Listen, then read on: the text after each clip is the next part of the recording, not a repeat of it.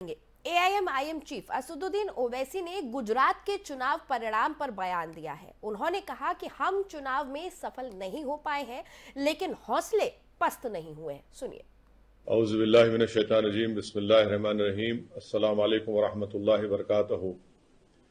गुजरात में पहली मरतबा मजलिस-ए-इत्तेहादुल मुस्लिमीन ने असम्बली इंतखाबात में हिस्सा लिया। 13 विधानसभा असम्बली इंतखाबात में हमारे उम्मीदवार थे। नतीजे आ रहे हैं और हमको कामयाबी नहीं मिली, मगर इसके बावजूद भी हमारे हौसले पस्त नहीं है, न हमको हमारे हौसलों को पस्त होने की जरूरत है। हम तमाम ने मिलकर मेहनत की। मैं तमाम वोटरों का जिन्होंने मजलिस के हक में अपने वोट का इस्तेमाल किया, मैं उनका शुक्रिया अदा करता हूं। मैं शुक्रिया अदा करता हूं गुजरात के हमारे सदर जनाब साबिर काबलीवाला साहब का, हमारे कॉरपोरेटर्स का, मजलिस के जिम्मेदारों का जो दिन रात मेहनत किए। जो मजलिस के जिम्मेदार हैदराबाद, महाराष्ट्र, बिहार से आए, उन तमाम मुंबई से आए, उनका शुक्रिया अदा करता हूं। और इंशाअल्लाह ताला हम लोग बैठेंगे, बात करेंगे, अपनी कमजोरियों को दूर करेंगे और आइंदा भी मजलिस को लेकर आगे बढ़ते रहेंगे, मजबूती हासिल करेंगे। मुश्किलात हैं, कमजोरियां हैं, मगर मुझे यकीन है कि आप तमाम हम लोग मिलकर मेहनत करेंगे। और मैं बिलखुसूस जनाब साबिर काबलीवाला साहब का, उनकी तमाम टीम का शुक्रिया अदा करता हूं कि हमने सब ने मिलकर मेहनत की। अल्लाह की जो मर्जी है अल्लाह बेहतर जानता है, मगर हमको अपनी मेहनत को जारी रखना है, कोशिशों को लेकर आगे बढ़ना है। और इंशाअल्लाह ताला जनवरी के पहले हफ्ते में मैं दोबारा गुजरात को आऊंगा, आप तमाम से जिम्मेदारों से मुलाकात करूंगा और हम लोग अपनी मजलिस पार्टी को मजबूत करने के लिए और मुस्तकबिल में उसको और कैसे आगे ले जाना है उसको लेकर जाएंगे। ये आवाम का फैसला है, हम उसकी इज्जत करते हैं। बहुत बहुत शुक्रिया। औज़ुबिल्लाह। और केंद्रीय मंत्री गिरिराज सिंह ने हिमाचल चुनाव में बीजेपी की हार पर कहा कि चुनाव हारे हैं, लेकिन वोट प्रतिशत का अंतर 1% से भी कम है। आज हमारे पास आबादी 18% से ऊपर हो गया, जमीन 2.5% है, पानी 4% से कम है और चाइना 1 मिनट में 10 बच्चे पैदा करते हैं। हम 1 मिनट में 32-33 बच्चा पैदा करते हैं। तो हमें उनके बराबर अगर जाना है तो हमें भी जनसंख्या नियंत्रण कानून लाना होगा। ऐसा कानून जो चाहे हिंदू हो, मुसलमान हो, सिख हो, ईसाई हो, जो ना माने उसकी वोटिंग राइट समाप्त कर दें, सरकारी सुविधाओं से वंचित। आज हमारे पास और गुजरात में बीजेपी की प्रचंड जीत के बाद केंद्रीय मंत्री नितिन गडकरी ने वरिष्ठ नेतृत्व और कार्यकर्ताओं को बधाई दी है। गुजरात की जनता ने भारतीय जनता पार्टी को गुजरात में जो प्रचंड बहुमत दिया है और पिछले अनेक सालों से नरेंद्र भाई के नेतृत्व में भारतीय जनता पार्टी पर जो विश्वास बताया है, उसलिए जनता को मैं बहुत बहुत धन्यवाद देता हूं, उनका अभिनंदन करता हूं। आदरणीय प्रधानमंत्री नरेंद्र मोदी जी, गृह मंत्री अमित शाह जी, गुजरात के मुख्यमंत्री भूपेंद्र भाई पटेल जी, हमारे पार्टी के अध्यक्ष जगत प्रसाद नड्डा जी और प्रदेश के अध्यक्ष श्री आर पाटिल जी, इनको सबको और पार्टी के सभी कार्यकर्ता को मैं हृदय से बधाई देता हूं, उनका अभिनंदन करता हूं। और मेरा विश्वास है कि गुजरात का विकास का यह मॉडल देश की जनता भी स्वीकार करेगी और जनता उसी प्रकार से भारतीय जनता पार्टी को नरेंद्र मोदी जी के नेतृत्व में समर्थन करेगी, यही मेरा विश्वास है। नमस्कार। वहीं बीजेपी नेता कैलाश विजयवर्गीय ने आम आदमी पार्टी पर हमला बोला है। उन्होंने कहा कि आपका गुजरात से पतन शुरू हो गया है। देखिए, अब आप पार्टी का ढलान चालू हो गया है। लोगों ने उनका चेहरा पहचान लिया है और जहां कट्टर ईमानदार, ये कट्टर ईमानदार मंत्रियों के क्षेत्र में आप साफ हो गई है। आप देख लीजिए, सत्येंद्र जैन जो जेल में ऐश कर रहे हैं, उनके यहाँ से आप पार्टी साफ हो गई है। मनीष सिसोदिया जो बहुत बड़े शराब घोटाले के लिए जिम्मेदार हैं, उनके क्षेत्र में आप साफ हो गई है। अमानुल्लाह जो कि दंगे के लिए भी जिम्मेदार है, उनके आप साफ हो गए। तो दिल्ली की जनता ने भ्रष्टाचारियों को पहचान लिया। और बीजेपी नेता हार्दिक पटेल पार्टी की जीत पर उन्होंने बयान दिया है। उन्होंने कहा कि ये जीत अगले 20 साल का भविष्य तय करेगी। प्रधानमंत्री नरेंद्र भाई मोदी जी के कामों की है। ये जीत धारा 370 हटाकर कश्मीर को सुरक्षित करने वाले अमित भाई शाह की है। ये जीत राज्य के मृदु मुख्यमंत्री माननीय भूपेंद्र भाई पटेल की है। ये जीत राज्य के आक्रामक प्रदेश अध्यक्ष माननीय CR पाटिल साहब की है। इस जीत के बाद निश्चित रूप से आने वाले 20 सालों का जो गुजरात तय होने वाला है उस पर काम किया जाएगा। और एक बार फिर गुजरात की जनता ने भारतीय जनता पार्टी पर जो भरोसा किया है, जो विश्वास दिखाया है, निश्चित रूप से उसी भरोसे और विश्वास के साथ आने वाले दिनों में काम किया जाएगा। 50,000 का अंतर है, मुकाबला कहाँ की बात है। 50,000 का अंतर।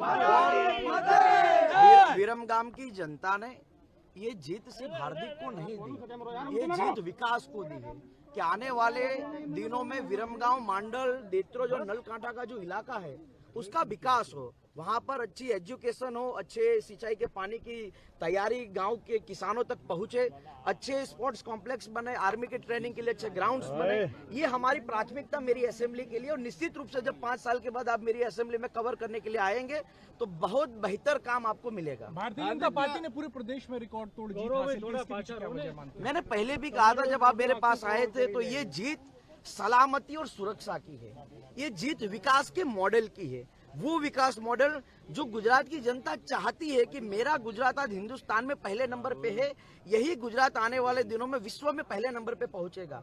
इसी कारण एक बार फिर गुजरात की जनता ने कहा है कि भारतीय जनता पार्टी की सरकार बने, भारतीय जनता पार्टी आने वाले 10 सालों का गुजरात कैसा होना चाहिए उस पर काम करे। और गुजरात चुनाव में बीजेपी प्रत्याशी और टीम इंडिया के ऑलराउंडर रविंद्र जडेजा की पत्नी रिवाबा जडेजा भी जामनगर नॉर्थ सीट से जीतकर विधानसभा पहुंच गई हैं। बीजेपी के टिकट पर चुनाव जीतकर पहली बार विधायक बनी है रिवाबा।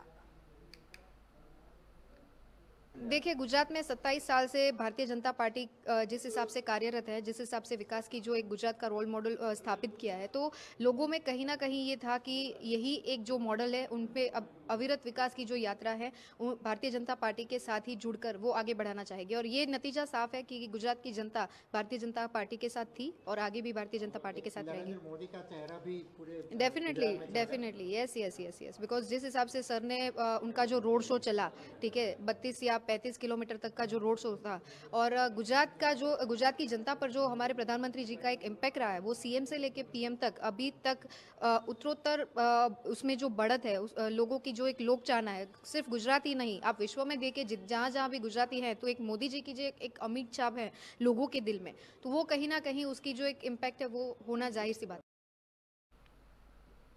वहीं हिमाचल में जीत के बाद भी कांग्रेस में सरकार बनाने तक भय बना हुआ है। इस बीच पार्टी के वरिष्ठ नेताओं ने क्या कुछ कहा, सुनिए। नहीं, कोई नेक टू नेक फाइट नहीं है। हम लोग बिल्कुल पूर्ण बहुमत की तरफ अग्रसर हैं और सरकार एक स्थिर सरकार देने जा रहे हैं। जितना नेक टू नेक फाइट होता है वहीं पे पोचिंग के भी केसेस सामने आने लगते हैं, उसके लिए कांग्रेस कितना प्रिपेयर्ड है? और न यहाँ कोई ऑपरेशन कीचड़ चलेगा, न हम इसको चलने देंगे। हम हिमाचल प्रदेश में एक स्थिर सरकार देने जा रहे हैं। और गुजरात के जैसे ट्रेंड्स आ रहे हैं, कांग्रेस का जैसा परफॉर्मेंस है, उसके ऊपर आप कैसे? अभी इंतजार करिए, गुजरात एक बड़ा राज्य है हिमाचल की तुलना में, अभी कई राउंड्स बाकी हैं, तो जब स्थिति थोड़ी और स्पष्ट हो जाए फिर उस पर चर्चा करेंगे। MCT पोस्ट में आप शीला जी की काफ़ी काम भी किया है, जिस तरीके का परफॉर्मेंस रहा है कांग्रेस का, आप कैसे देख रहे हैं? दिल्ली में कांग्रेस को विश्लेषण बहुत गंभीरता से करना है, जब इस पर चर्चा भी करेंगे हम आने वाले दिनों में। यहाँ तो नहीं लाएंगे, लेकिन हाँ अपने साथियों को तो संभाल के रखना पड़ेगा, क्योंकि भाजपा कुछ भी कर सकती है, किसी तरह हो जाती है। और उत्तर प्रदेश में 3 सीटों पर हुए उपचुनाव के परिणाम आ चुके हैं। परिणामों में मैनपुरी लोकसभा और खतौली विधानसभा सीट पर समाजवादी पार्टी गठबंधन ने जीत दर्ज की है, जबकि रामपुर विधानसभा सीट पर बीजेपी ने जीत हासिल की है। CM योगी ने कहा कि उत्तर प्रदेश में मैनपुरी, रामपुर और खतौली उपचुनाव में विजयी सभी प्रत्याशियों को हार्दिक बधाई। मैनपुरी के मतदाताओं का धन्यवाद देता हूं। नेताजी ने जिस तरीके से विकास किया था, जिस तरीके से मैनपुरी को आगे बढ़ाने का काम किया, हम समाजवादी लोग मिलकर के उसको आगे बढ़ाने का काम करेंगे। वही जिस तरीके से प्रशासन ने और सरकार के इशारे पर जिस तरीके से दबाव बनाना चाहते थे, लेकिन मुझे खुशी है कि जनता ने उस दबाव को नहीं माना और नेताजी को याद करके एक एक वोट समाजवादी पार्टी के पक्ष में डालने का काम किया है। जहां हम आज मैनपुरी में जनता का धन्यवाद देते हैं, वही खतौली और आरएलडी और समाजवादी पार्टी के प्रत्याशी जो जीते उनको भी बधाई देता हूं। हमें दुख है इस बात का कि रामपुर में पहले तो वोट नहीं डालने दिया और जबरदस्ती जितना अन्याय कर सकता था प्रशासन वो अन्याय किया। उसके बाद भी जनता निकल करके बाहर आई, मतदान किया उन्होंने। लेकिन मुझे तो लगता है कि जिस तरीके से रामपुर में पहले दिन से ही ये जनता ने तय किया था कि हम आदरणीय आजम खान साहब के साथ खड़े होंगे, उन्होंने करके दिखाया और वोट डाल करके दिखाया। अगर वहाँ पर फेयर इलेक्शन होता, वहाँ पर प्रशासन अगर जबरदस्ती नहीं करता, तो अभी तक की सबसे बड़ी जीत रामपुर की होती। मैं एक बार फिर मैनपुरी की जनता का धन्यवाद देता हूँ। आज रामपुर में जिस तरीके का ऐतिहासिक परिणाम जो आया है, जिसमें आज भारतीय जनता पार्टी 34,000 मतों से आज जो विजय हुई है, इसके लिए रामपुर के हिंदू, रामपुर के मुसलमान सब भाइयों को मेरा बहुत बहुत आभार व्यक्त करता हूँ और विश्वास दिलाता हूँ कि जिस विश्वास के साथ उन्होंने मुझे चुना है, मैं उस पर खरा उतरूंगा। देखिए, आज़ादी के बाद पहली बार आज भारतीय जनता पार्टी यहाँ विजयी हुई है। इसके अलावा कश्मीर के बाद पहली विधानसभा रामपुर की सीट ऐसी है जहाँ पर 70% से ज़्यादा जहाँ मुस्लिम है और उसमें आज योगी सरकार पर जो विश्वास जताया है यहाँ के मुस्लिम भाइयों ने, उसके लिए मैं सभी का, रामपुर की जनता का बहुत हाथ जोड़ के मैं बहुत आभार व्यक्त करता हूँ और मैं विश्वास दिलाता हूँ कि रामपुर में जो 80 साल सन 80 के बाद से हिंदू और मुसलमानों के बीच में जो ये खाई पैदा की गई थी, उस खाई को मिटाने का पूरा प्रयास करूंगा और ईश्वर ने चाहा एक नए रामपुर का निर्माण करने में मैं कहा जा रहा है कि आजम खान का जो राजनीतिक करियर है खात्मे की तरफ है आज के बाद।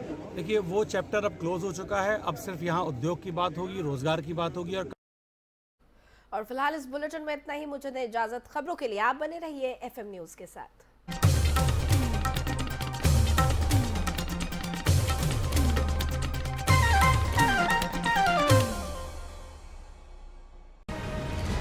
खबरों में